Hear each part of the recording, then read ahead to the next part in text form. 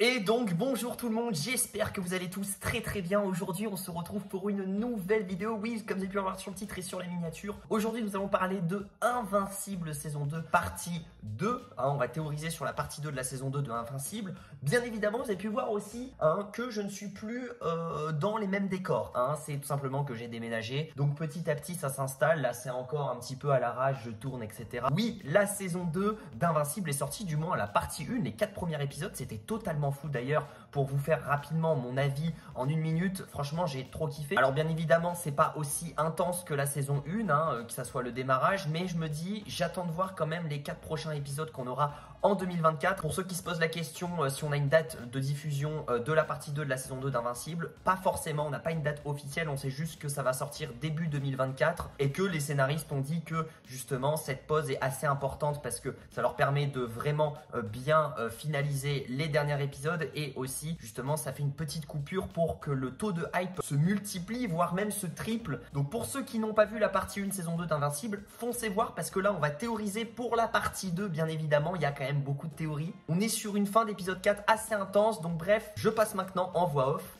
Let's go.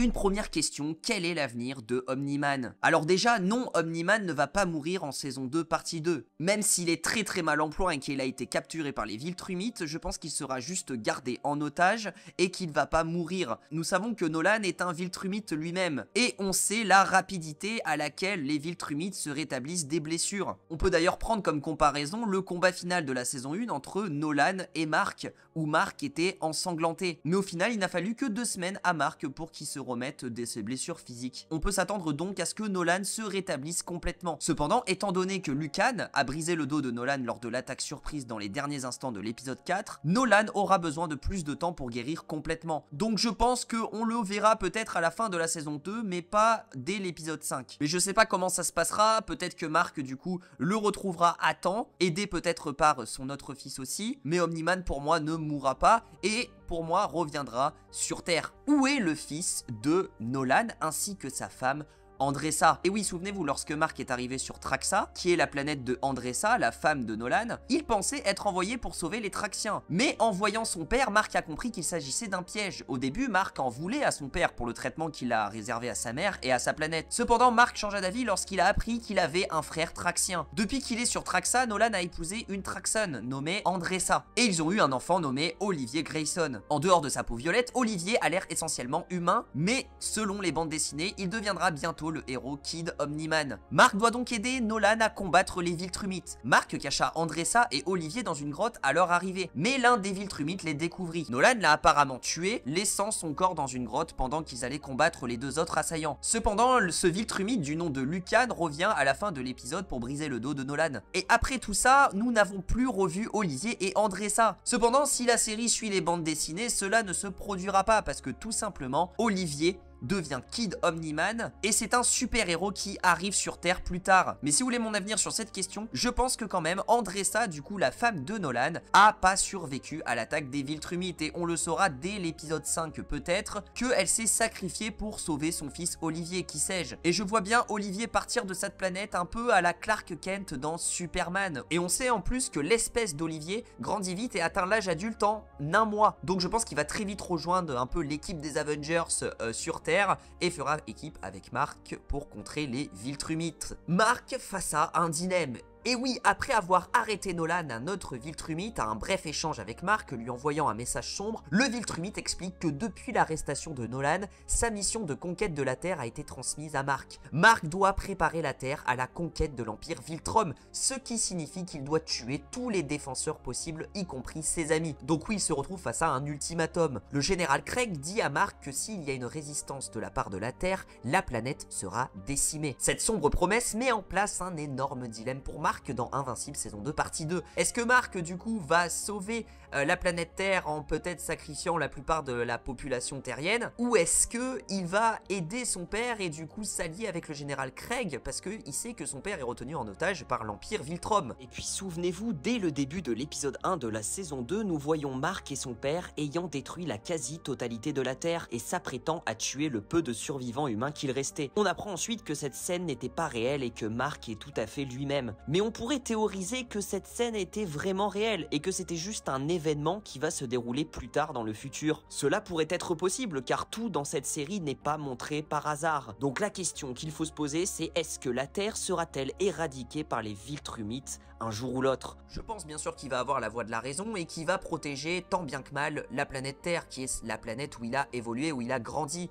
où il a tout appris finalement. De plus, il a tous ses amis sur la planète Terre, il a aussi sa mère, mais ça ne sera pas facile pour lui dans la partie 2. Je pense même que vous voyez, il va se séparer de sa meuf, je sais plus comment elle s'appelle, mais pour moi, il va être tellement concentré dans cette lutte pour préserver la Terre qu'il va couper cette relation-là. Attaquons-nous au personnage de Donald, un élément majeur pour la suite. Nous suivons Donald Ferguson qui est en quelque sorte de retour, ce qui est très étrange pour certains spectateurs, car Donald, souvenez-vous, est mort à la fin de la saison 1 d'Invincible après avoir fait exploser une maison avec Omni-Man à l'intérieur. Mais le final de la saison 2 partie 1 est tout autre. Nous voyons du coup Donald enquêter plus avant sur son existence et il va du coup s'immiscer dans les locaux un petit peu du gouvernement si je puis dire. Il va rentrer des codes et trouver la vidéo de sa mort filmée par une caméra de sécurité. Et ça choque Donald parce qu'il se voit mourir en vidéo dans les mains de Omni-Man. Pour l'instant on ne sait pas comment il a pu revenir en vie, mais du coup si on en suit les bandes dessinées, le personnage de Donald Ferguson est en fait un cyborg. Et c'est probablement du coup pour ça qu'il est revenu à la vie dans la saison 2. Et donc bien évidemment dans cette partie 2 nous suivrons l'évolution de ce personnage là, Donald, et on apprendra qu'il sera logiquement un cyborg et peut-être qu'il va contrer certains plans du gouvernement qui sont un peu corrompus. Parlons aussi maintenant de la mère de Mark, Debbie. Va-t-elle guérir ou pas dans cette partie 2? Et oui, tout au long de la partie 1 saison 2 de Invincible, nous suivons Debbie qui est un peu en sorte de rédemption, de dépression aussi, et qui a du mal à faire son deuil suite aux événements tragiques qu'il y a eu avec son mari, son ex-mari si je puis dire, Omni-Man. Et elle doit aussi gérer Mark qui est promu dans une nouvelle université.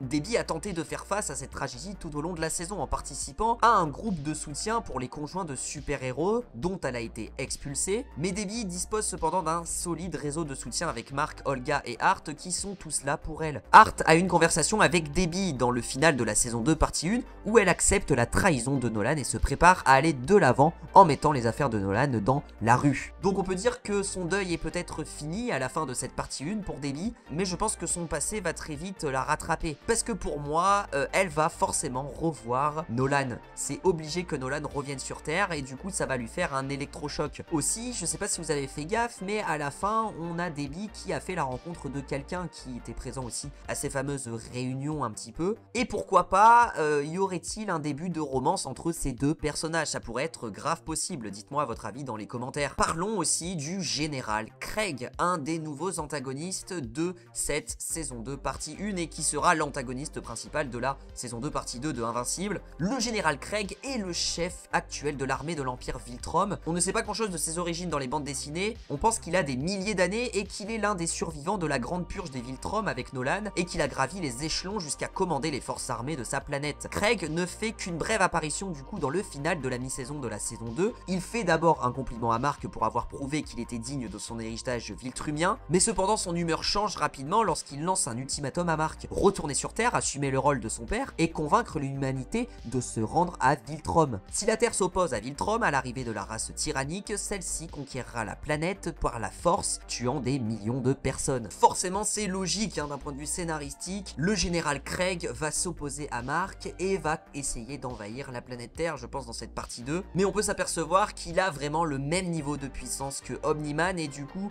qu'il peut à tout moment tuer Omni-Man ainsi que Mark. Parlons maintenant du personnage de Allen, un personnage que nous avons eu l'occasion de développer dans l'épisode 3 de la saison 2. Et oui, dans ce fameux épisode 3, nous suivons pendant plus de 20 minutes l'histoire du personnage de Allen, qui est le dernier alien de son espèce, et lors d'une scène très sanglante, il se fait battre impitoyablement par les Viltrumites, jusqu'à ce qu'il ne respire plus. Cette scène met notamment en valeur la réelle puissance des Viltrumites. Mais juste peu après, nous retrouvons Allen dans une capsule, comme s'il était toujours en vie et dans une sorte de coma. Et donc statistiquement, on pourrait croire qu'il n'est pas réellement mort. Mais juste après, un vieux papy, je ne sais pas comment il s'appelle, décide d'arrêter le processus qui le maintenait en vie, et on peut supposer que Allen est mort. En tout cas, c'est ce qu'on nous dit. Mais je sais pas vous, mais pour moi, Allen est toujours en vie. Ça me paraît très bizarre qu'on nous introduise juste ce personnage pour quasiment rien. Et figurez-vous que, en plus de ça, dans les comics, Allen l'alien fait équipe avec Nolan et l'aide même à s'évader de prison sur Viltrum.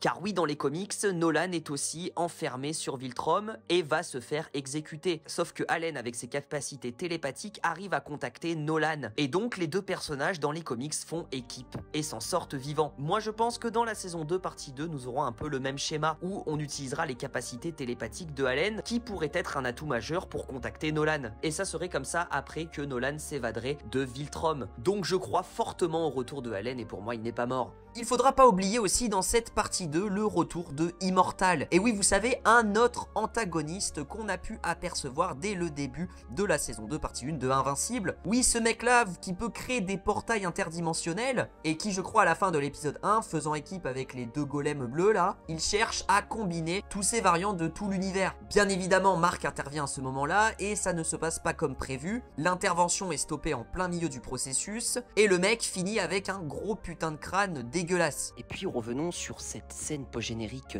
de la fin de l'épisode 1 où on a Immortel qui se retrouve dans une autre réalité s'adressant à un autre Mark Grayson. On a d'ailleurs une version féminisée de Hart et donc on comprend le but de Immortel, récolter un maximum d'informations sur tous les variants de Mark afin de pouvoir le battre. D'ailleurs on peut voir qu'il a aucune empathie pour Mark car il le laisse emprisonné. Je voulais parler rapidement du personnage de Atom Eve qui est un personnage que j'apprécie particulièrement. On peut voir quand même dans une scène finale de l'épisode 4 que Atom Eve arrive à vaincre un antagoniste sur Terre et du coup cela veut dire qu'elle reprend ses services un peu de super héroïne qu'elle avait un petit peu délaissé au début de la saison 2 et pour moi forcément Atom Eve sera de retour dans l'équipe. C'était très intéressant parce qu'on a vu un petit peu son passé et son background avec ses parents et je sais pas vous mais je pense que Atom Eve se mettra en couple avec Mark. Les deux se sont déjà cherchés dans la saison 1 et le fait qu'ils soient tous les deux des super héros pourrait un petit peu les rapprocher. Ils ont d'ailleurs un super bon feeling ensemble, donc ça m'étonnerait pas que Mark se mette avec Atom Eve. Y aura-t-il des morts dans la saison 2 partie 2 de Invincible? C'est une question évidemment qu'on se pose tout le temps à la fin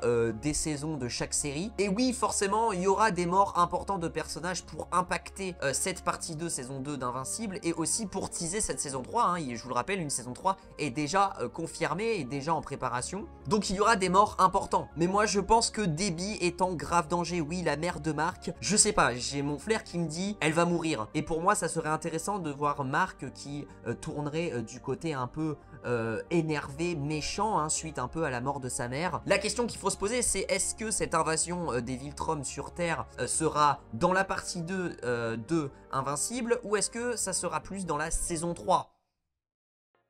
Et voilà, c'est déjà la fin de la vidéo. N'hésitez pas en tout cas à me dire dans les commentaires ce que vous en avez pensé. Si vous êtes d'accord avec moi sur mes théories pour cette saison 2 partie 2 de Invincible. Dites-moi d'ailleurs vos théories dans les commentaires, j'aimerais bien savoir. Ça me fait toujours plaisir d'échanger avec vous sur vos diverses théories, etc. Parce qu'il y a peut-être des trucs que j'ai oubliés, hein, forcément, j'ai pas pu aborder tout. Et puis c'est des théories à chaud, hein. Le dernier épisode est sorti vendredi dernier. Donc voilà, forcément, ça me laisse très peu de temps pour écrire la vidéo ou en tout cas pour me plonger forcément dans les théories ou même lire les comics ou quoi que ce soit. N'oubliez pas le petit pouce bleu si vous avez kiffé la vidéo et à vous abonner, activer la cloche des notifications pour ne rater aucune de mes vidéos. C'est hyper important pour la chaîne, donc n'hésitez pas. Et du coup, moi je vous dis à très vite pour de prochaines vidéos sur Invincible. Bien sûr, on reparlera de cette partie 2 quand elle sortira et sur d'autres séries. Prenez soin de vous, je vous fais plein de bisous. Ciao, ciao.